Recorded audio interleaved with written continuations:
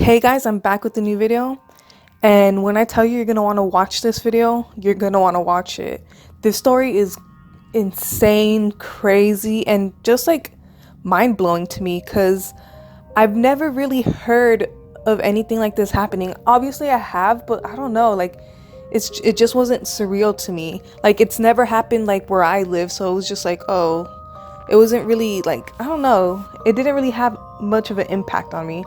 But like when I heard this story, it's like crazy because I actually was able to like see how, not how it happened, but like there's actual like footage of like the harassment and everything going on with the guy named John Lang. And this all started when he posted articles about the Fresno police.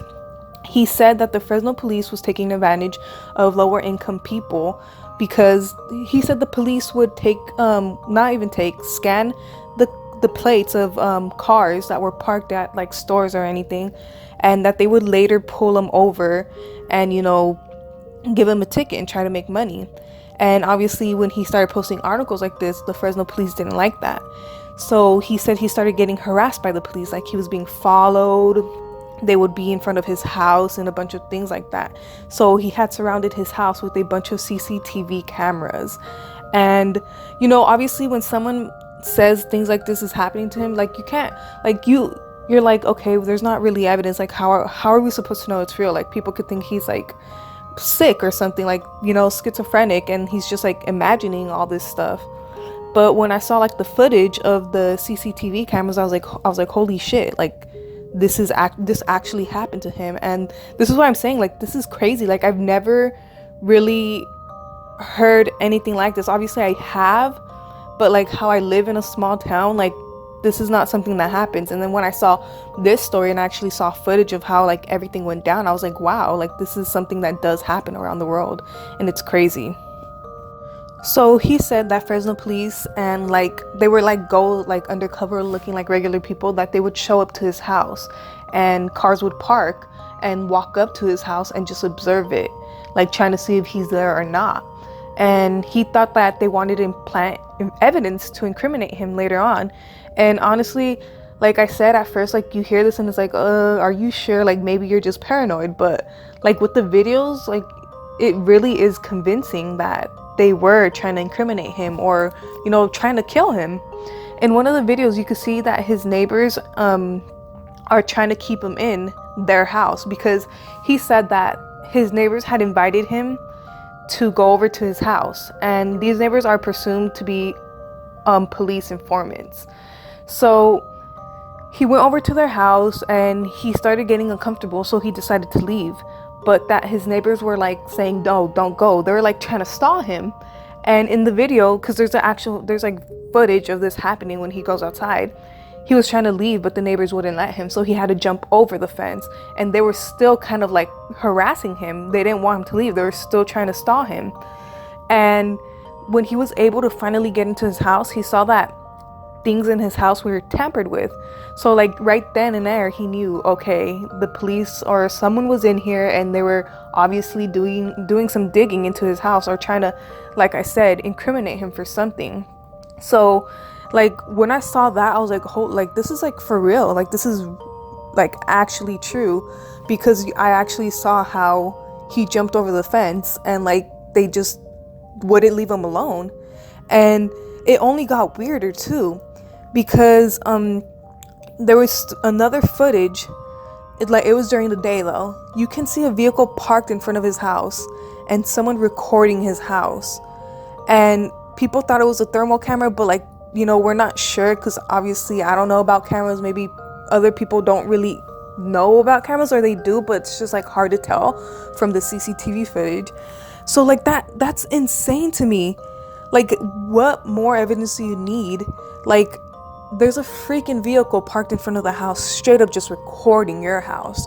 Obviously people were saying maybe it's like people, like, I don't know, recording like the street and like the cars passing by, but like that's just, I don't know, it's like, it's not really something that I would believe, because like why would you do that right in front of his house? Or like, I don't know, maybe it's a coincidence, maybe it is, but it's just, I don't know, I don't believe it. I feel like it probably was, you know, them trying to see if he was in the house or something. And you can even tell, like, in the video, you could see the person in the front seat on the phone, and people were saying maybe he was informing whoever's like their higher, like their boss, what was going on when they were doing that. So when he saw that this was getting all out of control, he decided to post on Facebook what was going on. So obviously, if something were to happen to him, if he were to go to jail, you know, the people would know the truth. So on January 14th, he posted, "Just wanted to give you guys a heads up. If anything happens to me in the next day or two, it will be the result of the Fresno PD. My neighbor and an employee at my job payless brakes and tires on Blackstone." So, like, you know, he already knew. He felt something was gonna happen, and he was like, you know what? Might as well make sure. And obviously, if I was in a situation like that, obviously I would take it to social media, because, like, when stuff like this happens, and like, you can't even count on the police, because the police is obviously trying to attack you. Like, you really have nowhere else to go. So, like, social media is the only place where you could actually, like, tell your story, and if anything happens to you, at least the people know the truth. He then posted again the next day, "Corin, you want some news? Corrupt Fresno cops are going to try to kill me this weekend, possibly tonight. This is no joke. Please follow up on my story regardless of what happens or what version the cops and the Fresno come up with.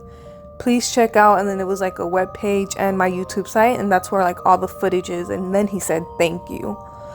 So yeah, he was really trying to get out to news and trying to make it public, because obviously I feel like if there's a lot of light to this story, the cops might not, like, they're probably not going to do something, or else it's going to prove them right that they are the bad guys. So he was trying to get more coverage on it. So the day after that, he said, "If I turn up missing or dead tomorrow, remember this van. I think I seen a couple of guys sneak out the side door and into the building when it was parked in the carport this afternoon. I've been causing the city of Fresno a lot of problems recently, which I now regret. Sign on the door said, guaranteed carpet cleaning Fresno." So yeah, like, obviously after all that, of course he would regret it, because look at everything that started to happen to him. But then again, he was just trying to voice out what was happening, and he thought it wasn't like right that the Fresno police was scanning plates and then pulling him over later on that day, because obviously that's not right. So on January 16th, he said, "Anyone want to crash on my pad tonight? Must be a legal gun owner. I think the bad guys may come and get me tonight." And honestly, that's scary. Like, fearing for your life, not knowing like what's gonna happen, if you're gonna die that night or if you're gonna go to jail. It's freaking scary. And obviously all his panic, it wasn't for nothing, because on January 20th, he turned out dead. So it was said that he was stabbed in the back multiple times and his house was lit on fire. But then the Fresno police said that it was a suicide and the stab wounds were in his chest, but the house obviously was still lit on fire. So the thing to me though is, why would he light the house on fire? If he was going to commit suicide, he just stabs himself, and there, he committed suicide. What's the point of lighting the house on fire? Unless obviously there's cameras, and that's why the police probably lit the house on fire, so there wouldn't be any more like evidence or anything recording. I don't know about cameras. I don't know how, you know, having security cameras works, but obviously this story was crazy because he predicted his own death. He actually did die, and it was in a mysterious way, because first it was said that he was stabbed in the back, but then the Fresno police said that he was stabbed in like the chest and that it was a suicide. It wasn't a murder. So it really does sound iffy, and it really, all fingers point to the Fresno police, but you know, nothing really happened after that. You know, it was a big conspiracy that the Fresno police was involved, and that's it. And that honestly sucks so bad, because he was living in fear for his own life for like quite some time, and he ended up dead. Honestly, if I was him and that was happening to me, like the police was actually after me, I don't think I would stay in Fresno. I think I would have left. But like I said, it's because like me, like I don't know, I wouldn't stay there knowing that there's no one there that could protect me. Like the police is like obviously not on my side. I would leave. I would not stay there. I would go somewhere else and just try to leave it at that. But I don't know, maybe they decided to kill him because he was like making all of this public and it was just not good for them.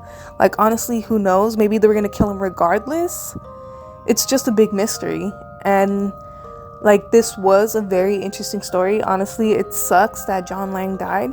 And a lot of people still believe that he was just, schizophrenic and that he was having mental problems and that he did kill himself and make all that up. But I don't know. I honestly believe that the Fresno police did this. Maybe I'm completely wrong. Like, honestly, I don't know. I wasn't there. I didn't live anything. Who knows? But let me know what you guys think. Do you guys think that the Fresno police did this and that they are corrupt, or do you think he was just mentally ill? So yeah, let me know in the comments below. Like and subscribe, turn on post notifications, and I'll be posting more interesting videos. So yeah, I'll be back with more videos.